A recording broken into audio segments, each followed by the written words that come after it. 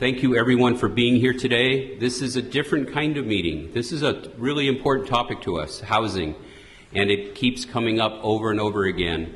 Our role is to look for solutions to create economic stability and vitality for the city and the county in the decade to come. And what are ways to do that, and what are some of our obstacles and things we need to tackle?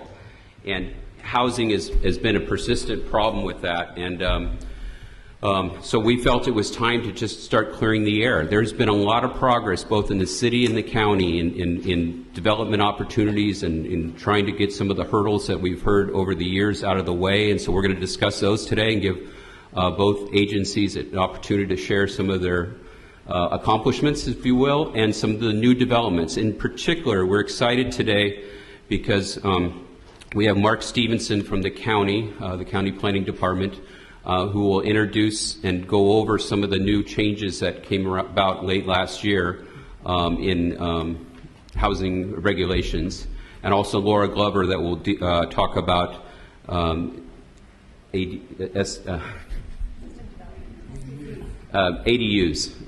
and the changes there in the city. Both of these changes and both of these actions are to achieve the goal of providing more housing opportunities, which we're all after. And then one thing I'd like to offer is our charge in economic development in this committee, and we've basically been meeting for about a year and a half now, and it's one of the first efforts of the city and the county really working together to try to start solving problems. It's been a great dynamic, the past 3 and 4 years of the changing climate, and really excited, and our emphasis on business and the business climate. But as well in the city, recognizing that housing is a grave issue, there's been a housing committee that's been formed over the last year. We have in our presence Doug Walker, who's the chair of that committee, and our goal here is not to overdo their work or be redundant in any way or step on their toes, but try to just provide some clarity, and in particular with the focus of how to help the business community. And one of our goals of today, as you notice we're videotaping, and that's why we're in the chambers here, is to provide information that we can share with the public. Again, some of the accomplishments that have been happening, the good news, so maybe we can start dispelling some of the myths and the anecdotes that people share of, oh, it's so difficult to get things done around here. Well, we're hoping that changes, and as well put some clarity on these new opportunities for housing. So that's the goal today. Next up on the agenda is we have Mark Stevenson from the county that will be addressing the recent changes in county policy and talk about some of the improvements that he's made in the department.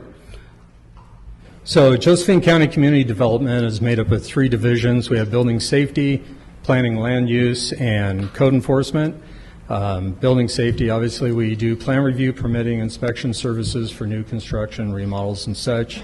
Planning, land development review, and permits, and then code enforcement. Right now our code enforcement is doing very well out there. We have over 790 violations.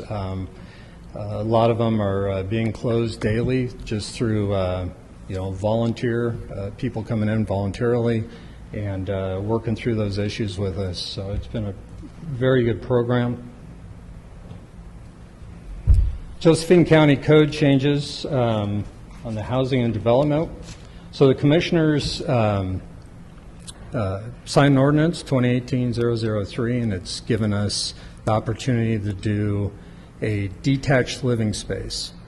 This detached living space is considered temporary single-family dwelling.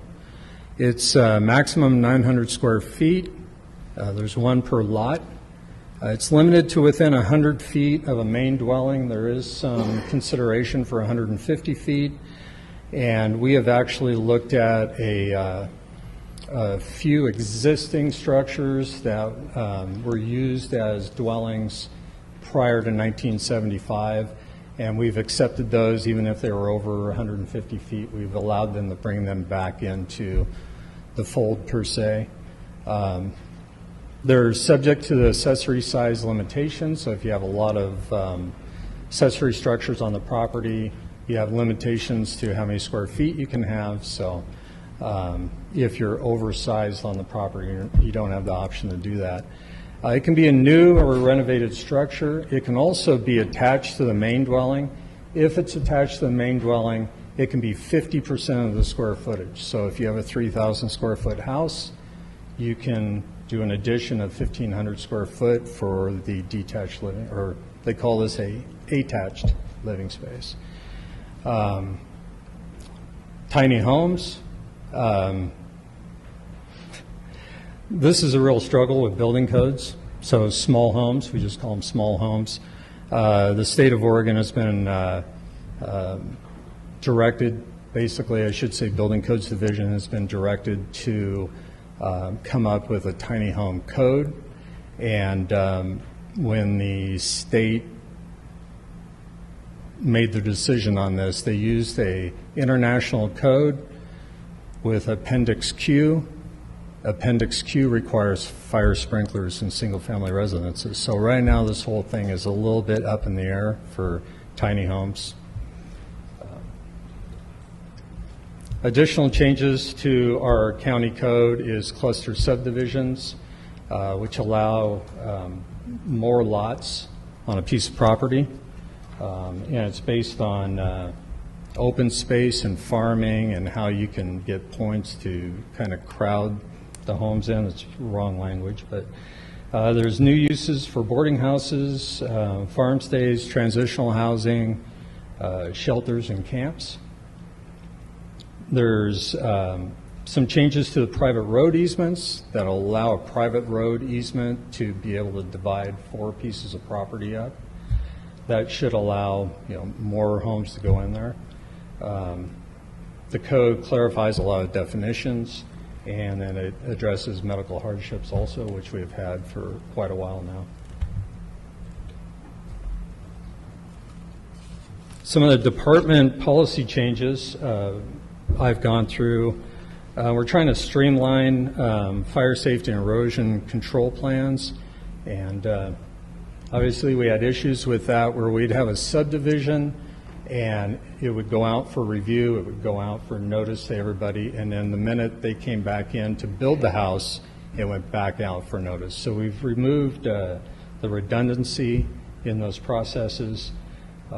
We have an online permitting system through the SmartGov portal, so contractors can go online, homeowners can go online, they can purchase their own permits, they can apply. We also have online plan review, so you can submit your plans online into our office, hopefully expediting the plan review process. We have interdepartmental assistance with code enforcement, so building safety is doing inspections for code enforcement, basically drive-bys, so if we get a complaint, we can be out there within 48 hours, and we can be addressing that complaint and seeing if it's valid or not. We have new hours that just started actually today, so we're 8 to noon, 1 to 3. Thank you. So we were 8 to noon, 5 days a week. We've discussed this for a while. We tried to get to 5 o'clock. There's just too much work for staff to do, so we went to 3 o'clock. So 1 to 3 is our new hours there. And we've brought on more department personnel, inspectors, and planners. So I belong to the Oregon Building Officials Association. I'm a board member for them. We do a lot of legislative tracking, and most of these bills, Senate bills, House bills, are directly related to housing and or building codes. Right now we're tracking quite a few, but the real pertinent ones here, there's HB 2001. It requires cities over 10,000 to allow duplexes on single-family dwelling zones in urban growth boundaries. There's HB 2423A, which adopts a small home specialty code. Again, this is a real difficult one for the Building Codes Division. If it goes through, I'm not exactly sure what that code will look like. I can tell you this, it will not include wheels. There's no wheels on a tiny home under the building code. If it has wheels, it's a recreational vehicle as far as all is concerned. On that note, the state is looking at registration for those vehicles and title for those tiny home on wheels. We have HB 2663, excuse me, I'm sorry, I skipped one here. HB 2916A, I don't have it noted up there. This expands transitional housing accommodations in the urban growth boundaries to include other structures. Basically, it's allowing campgrounds, other types of structures, Connex boxes, as small sheds in a way, central laundry, central cooking, central facilities like that, showers and such. It's limited to persons who lack permanent and or safe shelter.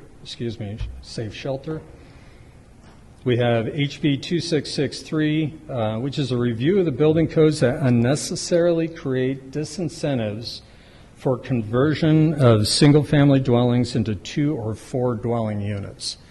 This is,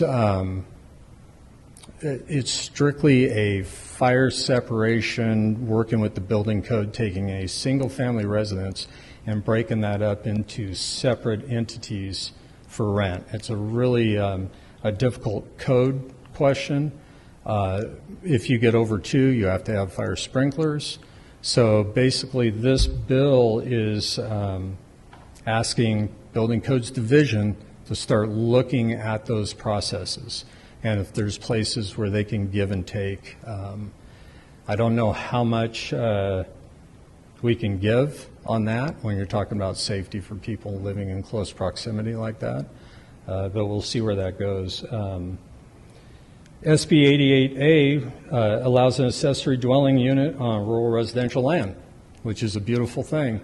The interesting thing about this is this mirrors our detached living space code that we have now. So it's 900 square feet. It's 100 feet from the main dwelling. Those are the 2 key points. It allows basically full kitchen, full living space. Our detached living space in Josephine County does not include an oven, and it does not include a dining room table, of all things. So,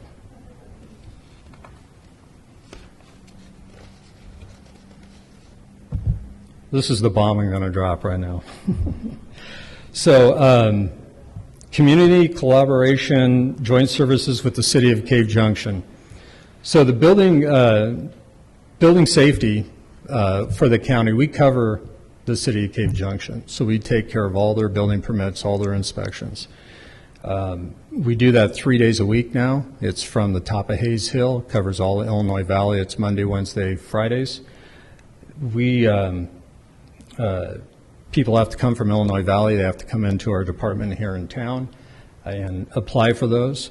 So what we're looking at is possibly having a satellite office within the City of Cave Junction so we can provide services 5 days a week to the building industry there. We'd be open just 8 to 10 for counter, and then our inspectors would go out from there and take care of the inspections for the day. There's also, this is just starting a conversation of possibly bringing City of Cave Junction Planning Department into county fold, and that we have an office there for 5 days a week for planning within the city, and it can double as county planning also. Also possibly, we already do a little bit of this, but it has some county city code enforcement work together there within the city's codes. So. I didn't see any giant size or anything on that one. So there is immense power when a group of people with similar interests get together and work towards the same goal. So I'd like to thank you all for the invite. Hopefully I didn't stutter too much on that, but thank you very much.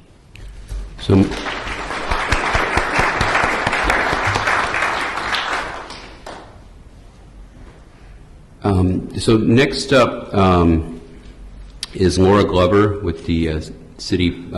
She's Parks and Community Development Director for the City of Grants Pass. and she'll talk about the city's changes and opportunities. Thank you. As I go through, I'm going to be sharing parts of presentations that have been given to the City Council last year and then this year. I'm going to focus on our auxiliary dwelling units or accessory dwelling units also, because we've been working forward on that.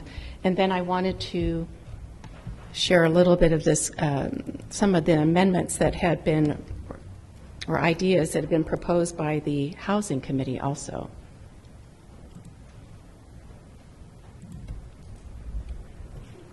So the City Council has just recently adopted Senate Bill 1051. I think that's the right one that Mark was referring to. Is about auxiliary dwelling units. And though we've had those on the book, so accessory auxiliary, we'll kind of use those interchangeably.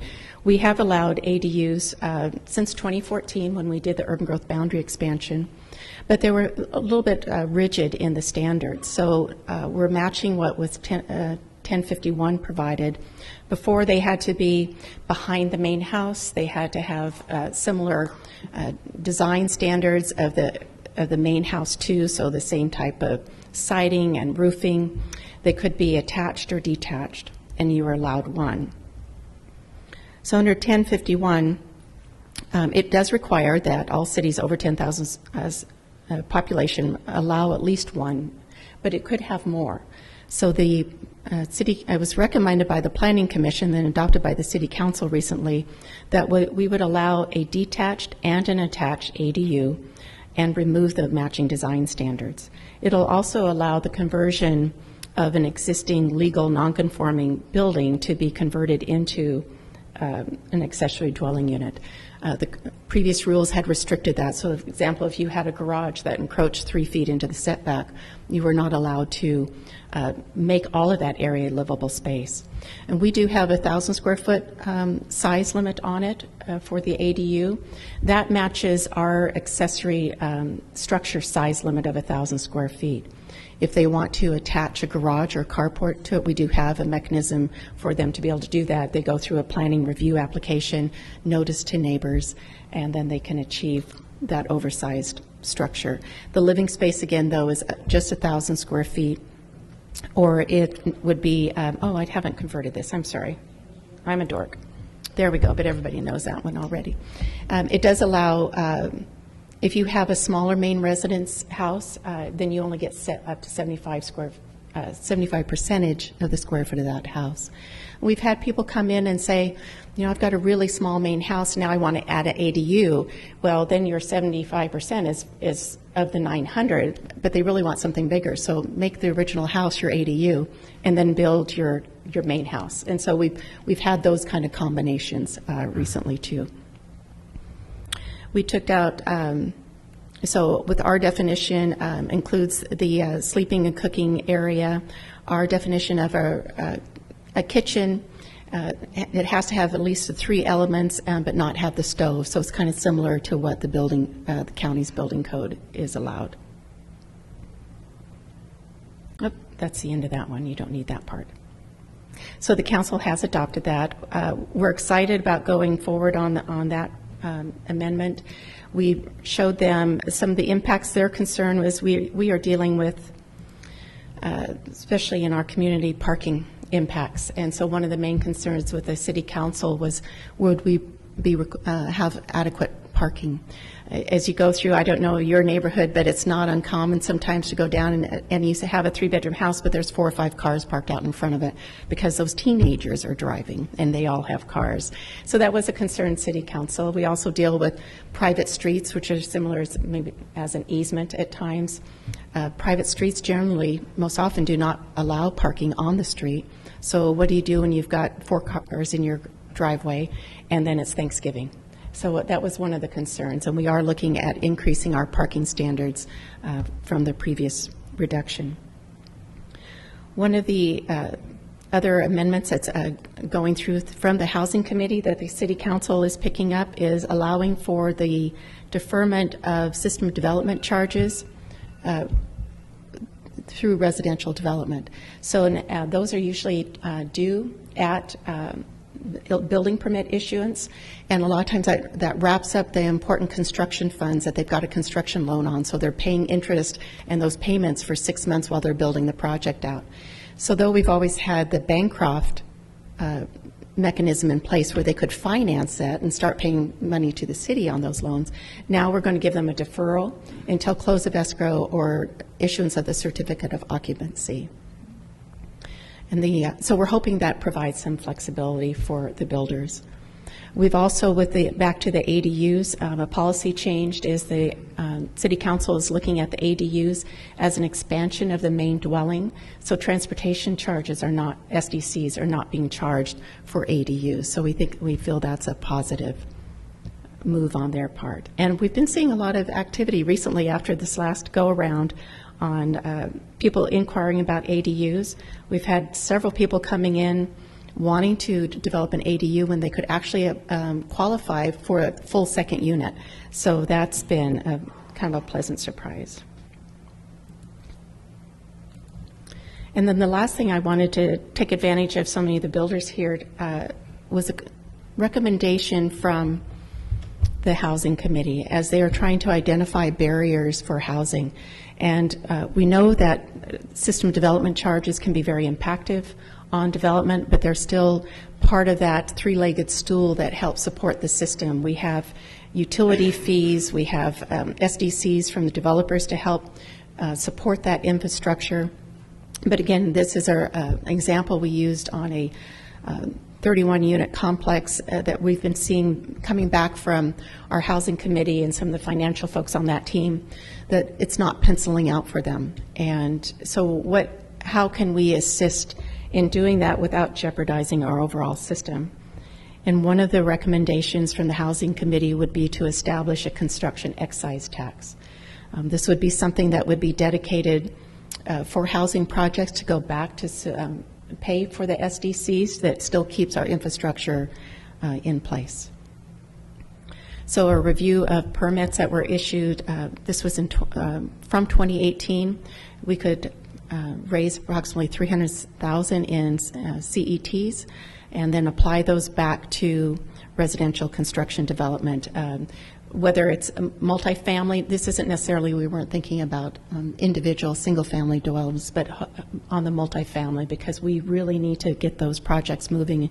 And though we've had some contractors interested in doing, they just can't get that funding that they need to show that it'll pencil out from them in the future. So this is something that we'd like to get some of your feedback in, is how do we reach out to even a larger group of the construction builder group in this area to see if it's something that we could move forward on with this support. Because I think if you found it beneficial and knew that those funds were going to be dedicated toward this issue of multifamily residential, would be something you'd support that we could take to the City Council, because the Council is very aware of and concerned about putting more fees on the building community. And so that's kind of a snapshot. I think I hit everything that you wanted me to hit. But if you have questions for me, we can take those at the end, or if John, however you want to run that. So thank you so much for your time.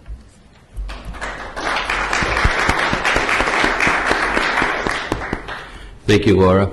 So next up, first of all, the CEDC, we're all about trying to gather information and come up with solutions and then suggestions to our policymakers, both the city and the county.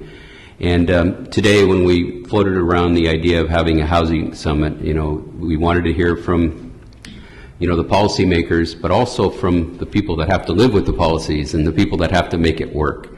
And that's really important. And it's really, how do we find solutions? And so today, we're hoping and we're honored that we have some guest builders and developers and that can share their ideas, perhaps some of their experiences, both pro and con, and see if we can start coming up with solutions. Again, the goal is to achieve more housing units, more diverse offerings in terms of the price of these housing units, and what are some of the solutions. So we posed some questions to them that we'd love for them to discuss and give us their feedback and ideas. And first up, I'd like you all to introduce yourselves and your name, the company, and the kind of units you build and what your background is. And if we can go through the line, and then we'll open it up to discussion. And I'm going to start with you right here at this end. My name's Kristen Yonser. I run Northridge Homes in town.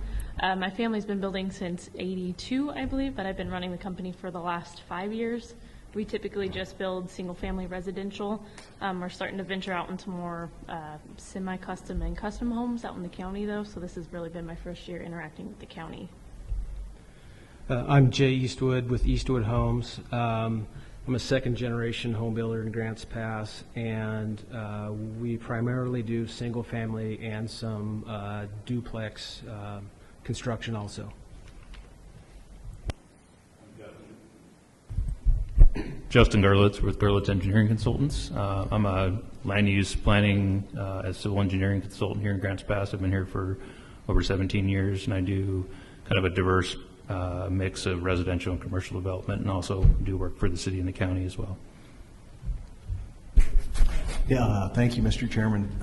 Brad Bennington, it's my honor and pleasure to serve as the executive officer of the Builders Association of Southern Oregon.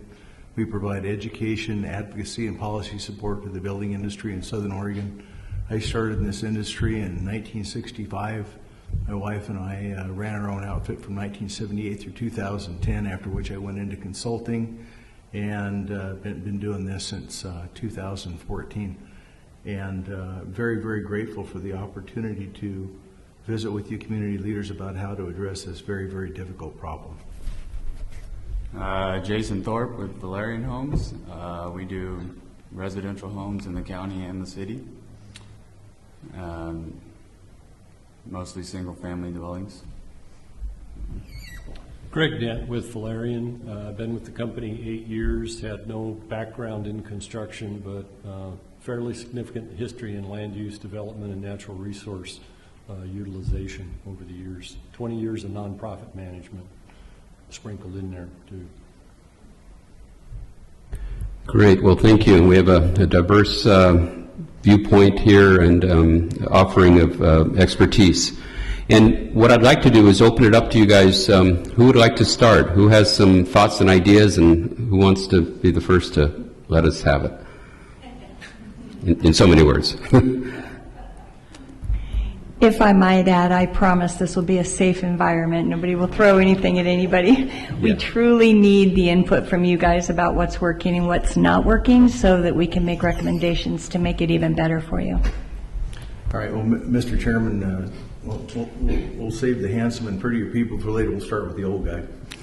Okay. So for those of you who are less familiar with our industry and how this thing works, our county does not have a shortage of land. We have a shortage of buildable land. So Jackson County has about 2 million acres in it. I think Josephine County has about 1.8 million.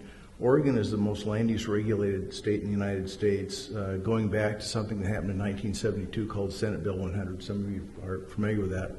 How many of you know that there isn't one single building permit for any building in Grants Pass that's older than 1974? How many of you know why?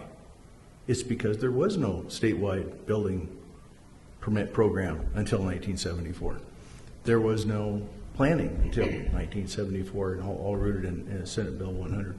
And where that has a place in this discussion is that it's been my experience that people like you who are interested in serving your constituents and your citizens are doing the very, very best that you can. But you're doing so under a very, very arcane and difficult to negotiate set of laws that are rooted in the Oregon Planning Code and Planning Law. I also happen to be a Jackson County Planning Commissioner, and I'm also a board member of the American Planning Association of Oregon. I sit on Governmental Affairs Committee up in Salem, and I'm a national director for the National Home Builders Association, a couple other things. And when I talk to other people that are in our industry in different states, they are amazed when I tell them that the development arc on a subdivision can be 3 years. We recently had a contractor do a 75-lot subdivision in Eagle Point. And is it okay that I mention Eagle Point here? Is that okay? Okay. I know it's not Grants Pass, but This was a subdivision that had received plating approval 4 years ago, and it took this contractor 3 years and $380,000 to get building permit approval because there was an irrigation reservoir that had been dug in the 1940s when it was a farm type area, and therefore qualified as a wetland under Oregon state law. And the mitigation measures and the reports and all of the different things that had to be taken care of took over 3.5 years and $380,000, and he has just now recently broken. So we're, again, the number one most expensive component in construction is the land. And in the environment that we have today, your builders, the people that are brave enough to do this business, when they buy a piece of property, have to know that they may invest all of their money only to find out that there is some minute part of the law they haven't complied with that can kick their whole project down the road another year, 2 years, 3 years. All the time they have to service the debt on the money they borrowed to buy this property and finance the project. Now, you can't fix any of this at your level. You can't. But I just want to make you aware that the people, the builders that are sitting at this table are some of the bravest people that you will ever meet, because they put all their money on the line to build your homes, your schools, your churches, and everything that you enjoy living in at the risk of their own capital, not knowing if some fragile part of the code would make them liable for an appeal to LUBA that would set their whole project back 1 year, 2 years, 3 years sometimes. So anyway, I'm going to stop for now, but I just want to make you aware of something that perhaps you didn't know, which is how difficult it is in this industry to do what these people do and how brave they are to do it. Thank you. Mr. Chairman, I'd like to respond. I won't be as eloquent as Brad, but first I would like to compliment Mark for after 8 years of listening to an issue that took 5 weeks off the planning process and was a redundancy. It wasn't that regulations weren't being followed, we weren't asking to bypass anything. And now when I walk up to the planning and building desks at the county, I know I'm going to get the same great treatment that I've had at the city for 8 years. If I walk in with a set of documents that's on the list, I'm going to go 2 weeks or 30 days max with the city. I've now cut 5 weeks off a 12 to 16 week planning process for permits with the county. So first, thank you. Brad's right about the land use laws being arcane, and yet I struggle with my background in natural resources, because that same work that McCall did back in the late 60s and early 70s talks about the natural resource carrying capacity of the land. So on one hand, you've got city obligations to move to urban growth boundary, and you're bumping up against natural resource issues. So I'll give you, for instance, a good friend of mine was the geologist for the Medford Water Commission. He was also their certified water rights examiner. Medford Water Commission is already 25 years out on the landscape looking at their future water withdrawals from the river. How does that fit into the other issues? So I'll just be short here. Is that a book was written off a dissertation some 20 years ago by an agroeconomist at UC Davis, Dr. Stephen Blank. And it talks about what the title of the book is, The End of Agriculture in the American Portfolio. And what it says is that a developing nation like the United States should divest itself of agriculture so it can have greater output from less input. So you take an acre of ag land, you can only make X amount. You put a 10-story building on it, you can make how much more? John Jordan used to be the chair of the chamber here, and I used to argue a bit with John about, does all development have to be horizontal or can it be vertical? So when we look at these UGBs, I would like to see a higher density capability, and we're still going to move people in. Development's going to be there, but we got to figure out exactly what our holistic economic construct might look like, and with still the pressure from outside monies coming in to the city, the county, the state. I got to Portland in '74. Bought a craft house for $62,000 on a third of an acre. It sold at a quarter of an acre and over $500,000 24 months ago. So that gives you a sense And as long as we have that pressure, these auxiliary living units are going to be a huge benefit, particularly if we can submit the code to get there. One last question would be for the banks. If the property's mortgaged and now you want to put an auxiliary or accessory unit on it, what does it do to the mortgage if you don't have cash to fork out $150,000 to $225,000 or $250,000 depending on the square footage? So I don't know what that does when this council's looking at capability. They're looking at, hey, we put all these regulations in, but what are the financing options if somebody doesn't have that kind of money in the bank? Thank you. I come from a slightly different perspective than the builders, and I work with the builders, and I work with the city and the county and the agencies and the banks and everybody who's involved in all these construction projects. And one of my jobs as an engineer and a planner is to very quickly identify these properties and what you can do with them and what you can't do with them. And as mentioned, these builders go into these projects, some of them very multi-million-dollar projects, and what's the first thing they have to do? They have to secure the land. And there's so many steps that go into obtaining a true planning approval and a true realization of what it's going to take to develop these properties. And oftentimes they have to do it within a 60-day period, sometimes 90-day period. And in most agencies we work with, it's hard to get through a formal planning process in that period. So they put their neck on the line every single time, as mentioned, for all these little items that might pop up. And what we've been finding, I'll call it this economic run, is we have the need for all these buildings and these houses and these living quarters that need to be done. And people are looking at this limited pool of properties. And I'll just take Grants Pass, for instance, similar to everywhere else in the Rogue Valley. And there's properties that are left that appear on the surface to be buildable. And when we're doing our urban growth boundary mapping and trying to figure out how much inventory we have available, on paper they look fine. You look from above, they're level, they're zoned properly. Geez, that's weird. Why haven't they been developed in the last 30 years? And the minute you get into them, you start finding they don't have utilities. The nearest water line is 900 feet away. A lot of them have historic reimbursement districts. That's the new term for advanced finance. There's different terms for it. But assessments that have been made on these properties by the city or by other developers in the past that have built in the same area. And some of those assessments we've been finding lately are $50,000, $60,000, $70,000.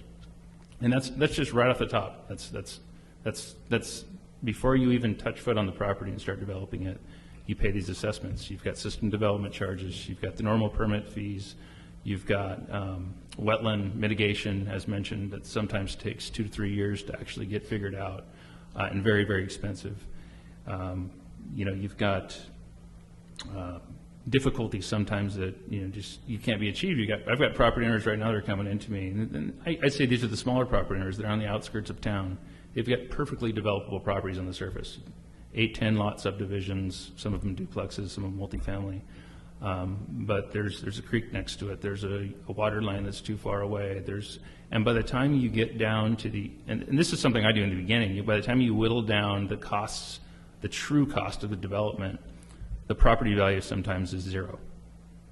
And that happens very regularly, where you look at, and so you've got property owners that don't understand this, and they say, well, my real estate agent told me that it's worth $300,000 or $400,000, but the true cost of it after you put in the impacts and all the costs of development is zero, or very close to zero. And when you get into those situations, those properties will likely never be developed. But they still sit in our inventory in the city and in the county. And on the surface, they are developable properties. So every time we go through the urban growth boundary process, we say, hey, I've got a 20-acre piece over here that's perfectly developable, but it's not. And so those are some of the things that I think the people that aren't involved in the industry, they don't see that part of it. They just see that we have land, it's there, it's green, it's flat, it's got roads to it, and it should be something should be built on. And the reality is if that investment does not pencil out, it won't be built on. So it's just something to consider.